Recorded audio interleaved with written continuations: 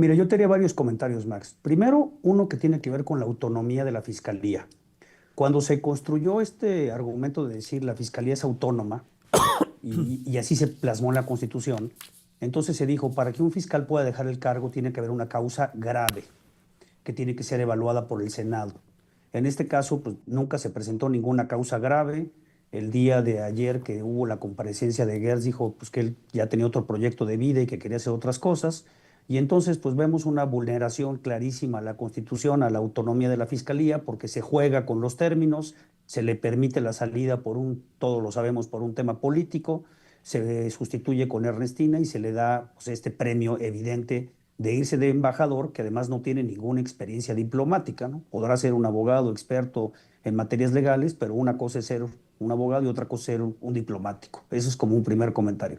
Como segundo comentario, como bien dices, pues la fiscalía estaba devastada porque pues teníamos miles de carpetas de investigación de asuntos sumamente delicados que simplemente no se procesaban, que no había ningún resultado concreto.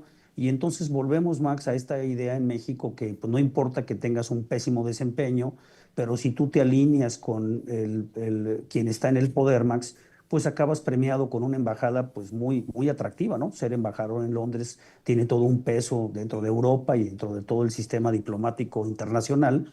Y no importan tus resultados, importa que el día que te piden el cargo, pues lo dejes de una manera dócil, lo entregues, procesen esto en el Senado. Si te fijas, la oposición hizo una estrategia de darle un vacío a Gertz porque no se presentaron a la discusión de su trayectoria y simplemente se votó con las mayorías y ahí tienes esto, ¿no? Me parece que es un ejemplo de lo que estamos viendo, que los funcionarios, ya lo vimos también en el caso de la SEP, con el tema del funcionario de migración, que también lo acaban premiando, No, es y ves terrible. cómo esto se vuelve repetitivo, ¿no? No, no nada más es el caso de Gertz, es el de muchos más que han tenido un pésimo desempeño, Max, y acaban premiados. Y además, con 40 muertes a sus espaldas en su Sí, responsabilidad, cuando en este sector de migración, pues no solamente no tuvo la facultad de evitar esto, sino que tuvieron que pasar 2 años para que diera algunas disculpas ahí, más o menos exacto. obligadas de una manera terrible, pero así se ha premiado a estos servidores públicos, pero esto parece ser un ejercicio muy común en el oficialismo actualmente desde la administración de Andrés Manuel López Obrador. Omar Fayad, el exgobernador de Ujú. Hidalgo, ahora embajador de Noruega. Quirino Ordaz Coppel, el gobernador, exgobernador de Sinaloa, se fue como embajador a España. Claudia Pavlovich, ex embajadora, ex Ujú. gobernadora de Sonora, se fue como cónsul a Barcelona. Carlos Aiza, también ex gobernador de Campeche, a la República Dominicana, ahora a Gertz Manero, y así la lista sigue sucesivamente porque todos estos personajes están señalados no solamente de irregularidades y arbitrariedades, sino de casos de corrupción, Corrupción. de extorsión y además también de diferentes delitos que con esta facultad de mandarlos como embajadores quedan completamente blindados. Hablamos también con el caso de Omar Fayad, el caso de Tlahuelilpan, esta desgracia que le cobró la vida a más de 150 personas y no tuvo ningún reparo para tratar de solucionar este problema y además reparar el daño a las familias, sino que simplemente se acercó con Andrés Manuel lo cobijó, lo protegió y lo mandó a Noruega como embajador. Estas prácticas recurrentes, ¿qué refieren? ¿Qué nos dicen? ¿Qué es lo que podemos leer Ujú. más allá de las líneas que representa cada uno de estos nombramientos, abogado? Max, leemos dos cosas muy claras, ¿no? El régimen de la impunidad, porque como bien señalas, se premia con estas embajadas a funcionarios que tienen expedientes abiertos, temas de corrupción, como bien lo señalas, que pues nunca se van a investigar, nunca se va a llegar a una consecuencia, a una conclusión, a una sanción, a un castigo. Y también el régimen de aplicar el derecho de manera, para los cuates, ¿no? Entonces, cuando tú tienes un amigo que se alinea y que te sirve en lo que estás haciendo, pues simplemente lo premias con una embajada y esta aplicación selectiva, Max, del derecho, ¿no? Para los amigos, pues hay embajadas y hay posiciones en el servicio exterior y para los enemigos, pues está la cárcel, ¿no? Cualquier que sea crítico, ahora con el sistema que tenemos para censurar desde muchos aspectos legales, hemos visto que las personas que alzan la voz, pues acaban en la cárcel, ¿no? Ahí está el caso de Veracruz, ahí está el caso de las protestas, lo has visto tú, lo has reportado muy bien, ¿no? Entonces, a esas personas sí se les aplica todo el rigor de la ley y acaban encarcelados, y a estos amigos que tienen expedientes abiertos, que tienen responsabilidades penales inclusive, pues se le da un salvoconducto. Y un tercer comentario, Max, que me parece muy importante, ¿no?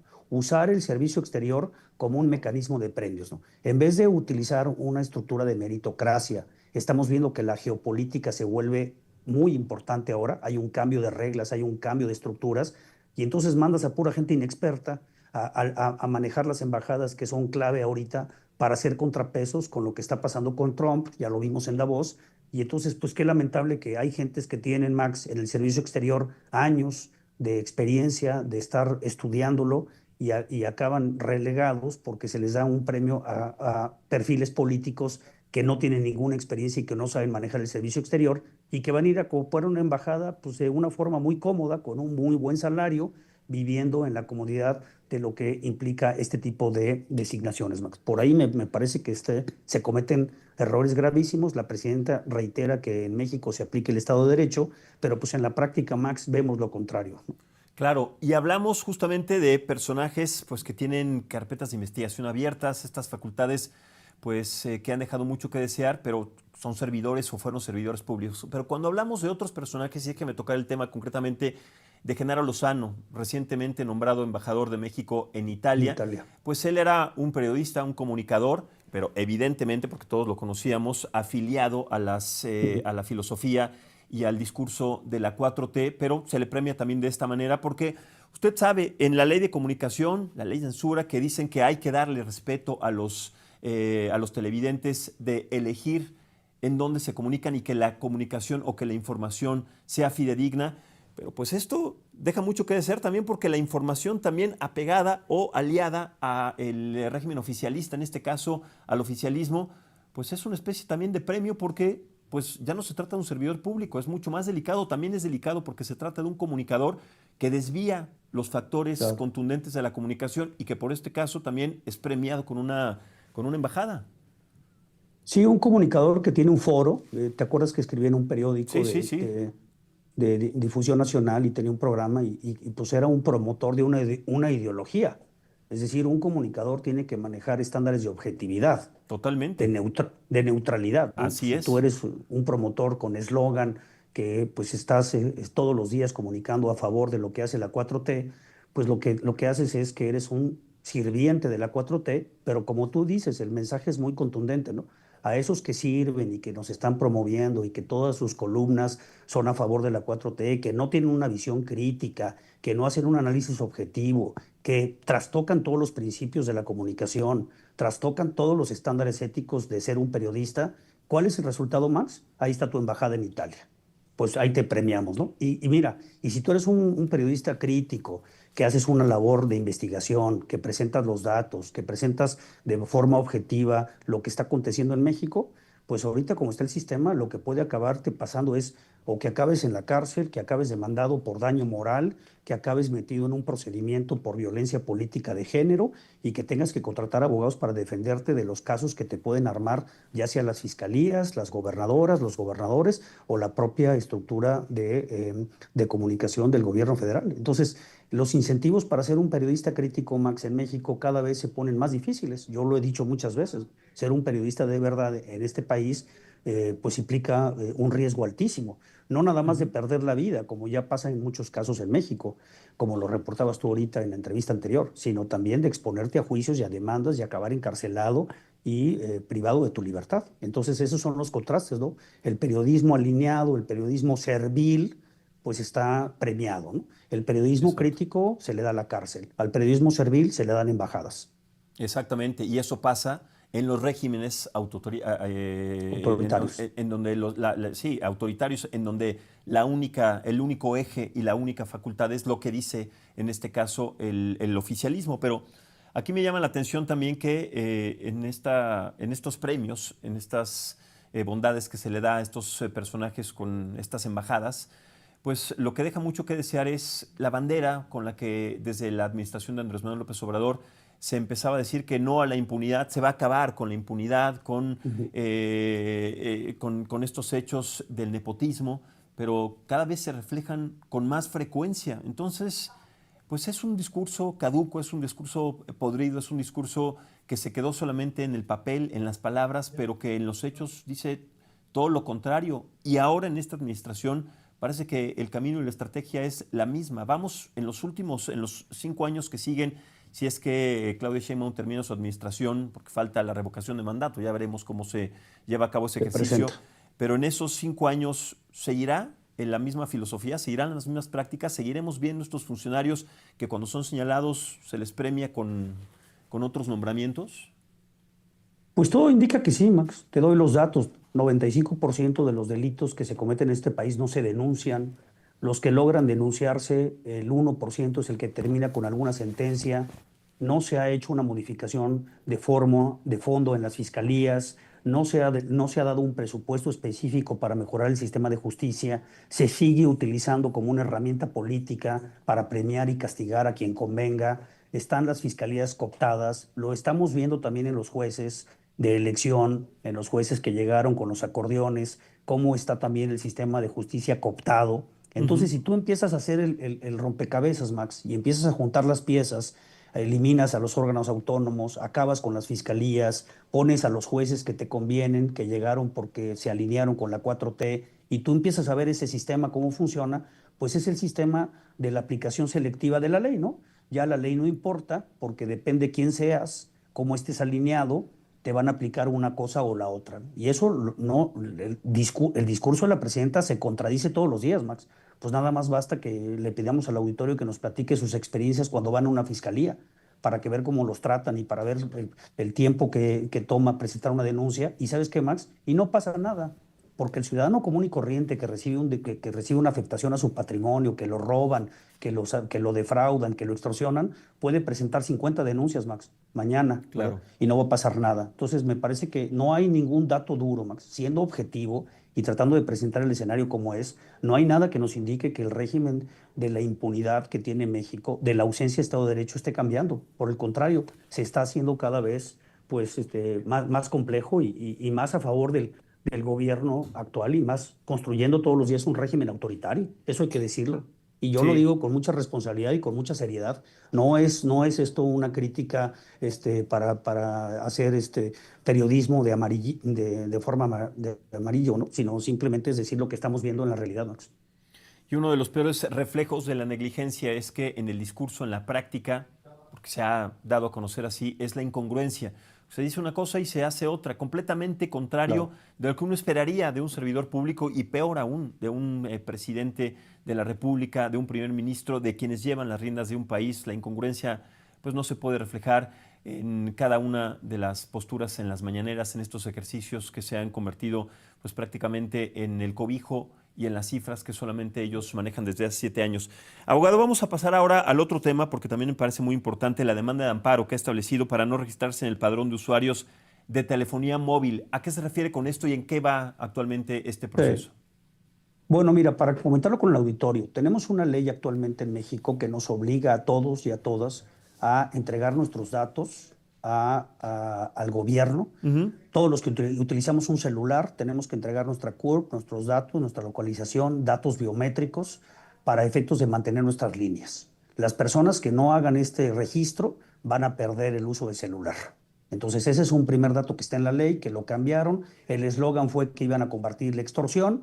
Nada más te invito a que veas cómo están los datos últimos de extorsión, va en aumento. Sí, sí. Entonces, ¿verdad? Ya hemos tenido en México experiencias de bases de datos que crea el gobierno que acaban en manos de la delincuencia. Acuérdate cómo se vendían las bases de datos del INE y las comprabas ahí en Tepito y dabas un dinero y te entregaban la base de datos. O sea, no estamos hablando de una cosa que no ha pasado. En México ya hemos visto cómo estas bases de datos se corrompen y acaban en manos de la delincuencia organizada. Ujú. Entonces, eso ya es un dato que ya pasó. Segundo dato, Max, que también ya pasó. Cuando se trató de hacer esto en los sexenios anteriores, la Suprema Corte de Justicia dijo, esto viola la privacidad de las personas, esto es un sistema que concentra tal cantidad de información que pone en riesgo inclusive la seguridad de las propios ciudadanos. Ya se lo dijo en una resolución de la Corte. Lo volvieron ahora a sacar y entonces existe esta obligación que ya está en la ley. ¿Nosotros qué estamos haciendo como un ejercicio ciudadano? Fuimos con un juez a decirle, oye, yo no me quiero registrar porque esto viola mi privacidad, Ujú. viola mi intimidad, me pone en riesgo, no quiero entregar esta información al gobierno, no es una información que necesiten y vamos y promovimos esta demanda de amparo. La demanda de amparo ya fue recibida. Estamos esperando, Max, que yo esperaría que el lunes tengamos ya una resolución. ¿Por qué es importante esta resolución? Dentro de la demanda de amparo, Max, tú puedes pedir como ciudadano que se suspendan los actos de la autoridad. Entonces el juez tiene que pronunciarse y decir, suspendo el registro del teléfono celular de José Mario o no lo suspendo.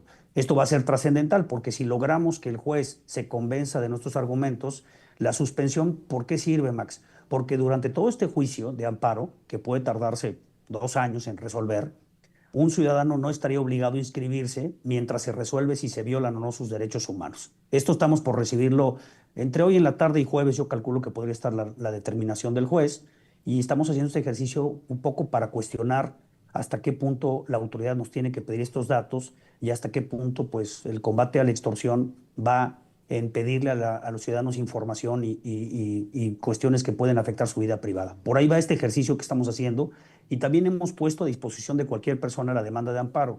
En mis redes sociales lo hemos estado platicando y lo hemos estado comentando, Max, para que si otras personas quieren hacer el ejercicio lo puedan hacer. Yo también lo hago con mucha responsabilidad. Mira, presentar una demanda de amparo sí requiere tener un abogado y un seguimiento. Desafortunadamente el amparo no es un trámite que puedas hacer de forma, digamos, ir y presentar un documento y que las cosas salgan solas. No está diseñado así, pero bueno, estamos compartiendo la demanda por si alguien quiere con el acompañamiento jurídico hacer este ejercicio. Claro, eso es muy importante porque ese acompañamiento jurídico puede hacer que la demanda tenga más peso, tenga más De poder, acuerdo, de tenga acuerdo. más alcance. Y esto es muy importante porque todos, desafortunadamente, abogado, y lo digo prácticamente todos, hemos sido víctimas de extorsión. Nos llega una llamada Sí. de un teléfono que no conocemos, por algún momento, por alguna razón lo contestamos, y ahí está un tipo que posiblemente desde la cárcel o porque sí se empezó a mover la cantidad de datos de diferentes personas, a ver quién cae, y hemos sido víctimas. Hemos De sido acuerdo. víctimas de uno de los delitos que más crecimiento desafortunadamente ha tenido en nuestro país. Vamos a darle seguimiento a este caso, por favor, abogado, si usted nos puede comunicar la próxima semana, porque dice que Sí, el lunes o martes de la próxima semana tendrán la primera resolución, que posiblemente, bueno, se tarde 2 años, pero aquí es una facultad, no solamente en un magistrado local, sino en la Suprema Corte de Justicia, que esto se determine como una necesidad y que se cambien estos patrones para registrarse en la telefonía móvil o en cualquier ejercicio en donde se piden los datos personales para que no sea así, sino es que son obligatoriamente necesarios para adquirirse, ¿no?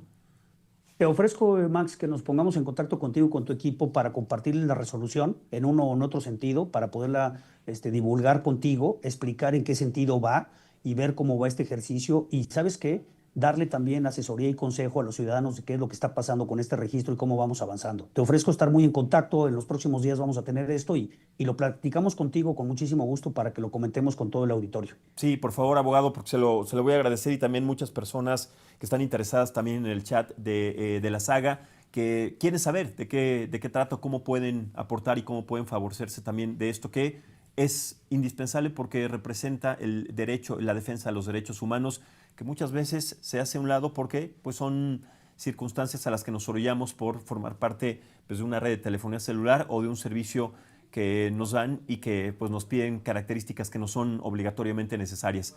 Muchísimas gracias, abogado José María de la Quedamos, Garza. quedamos pendientes, Max. Te mando un abrazo muy fuerte, que estamos en contacto. Igualmente, le mando un Gracias. abrazo muy grande, abogado. Muchas gracias y buen día. Buenos días. Pues sí, él fue el abogado José María de la Garza, expresidente de la Barra Mexicana de Colegio de Abogados, con quien platicamos de estos temas, pero para que usted tenga noción de los derechos a los que usted tiene facultad de, pues no solamente de señalar, sino de exigir, y sobre todo cuando estamos hablando de un tema tan importante como es los datos personales y cómo se ha usado históricamente, sobre todo en los últimos años, cada uno de los datos de nosotros para registrarnos en una compañía de telefonía móvil o en cualquier otra